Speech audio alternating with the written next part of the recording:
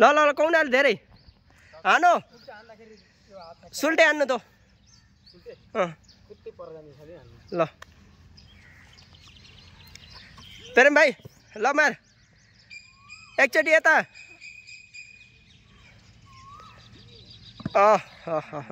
ल ल